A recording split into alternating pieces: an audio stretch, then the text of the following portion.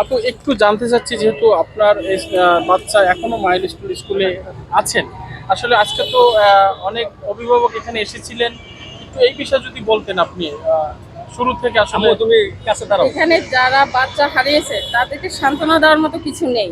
কারণ বাচ্চা, এটা কি বলবো, জীবনের সবচেয়ে বড় জিনিস হারাইছে।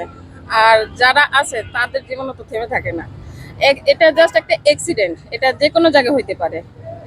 এটা ওই ভবন হয়েছে, এই পাশের ভবনে হলেও তো আমাদের বাচ্চার ক্ষতি হয়ে যেত।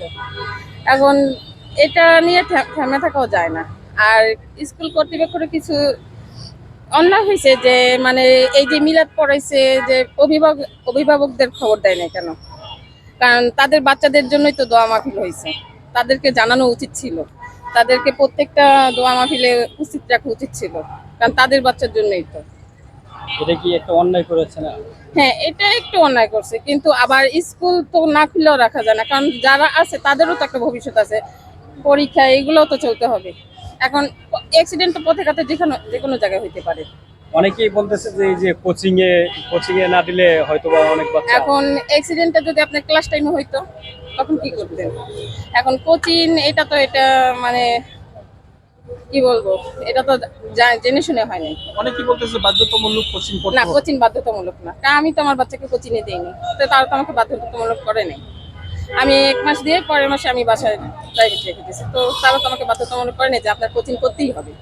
এটা আপনার মনে করেন যে আমার বাচ্চা থাকলে এখানে কোচিংয়ে করলে আর একটু বেশি জানতে পারবে, অনুপস্থিত থাকলে একটু ওই পড়াটা জানতে পারবে, সেক্ষেত্রে আপনি একটু কোচিংয়ে দিবেন। এটা কোনো বাধ্যতামূলক না কোচিং।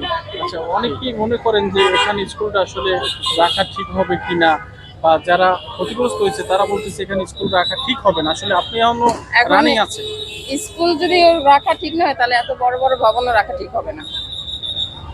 এটা হলো আন্তর্জাতিক রানওয়ে, যার কারণে স্কুল তো এত বড় ভবনও নাই। যে ভবনটা হয়েছে সেটা হচ্ছে 2 তলা, আর 10 তলা 11 তলা ভবনও তো আছে আশেপাশে। তাহলে ইমার্জেন্সি 19 তলা যে স্কুল অ্যান্ড কলেজটা, তাহলে তো সেটা আগে উঠানো উচিত। সেটার পাশে তো ইমার্জেন্সি রানওয়ে শুনেছি আমি। আপনি একজন অভিভাবক হিসাবে আসলে কি সর্বশেষ মনে করছেন এই স্কুল বিষয়ে? স্কুল বিষয়ে স্কুলটা ভালো, পড়ালেখা ভালো, এই জন্য আমি স্কুলটা দিয়ে দিছি। এখন অ্যাক্সিডেন্ট কখন কোথায় কিভাবে কার হবে কেউ বলতে পারে না। ওকে, থ্যাংক ইউ।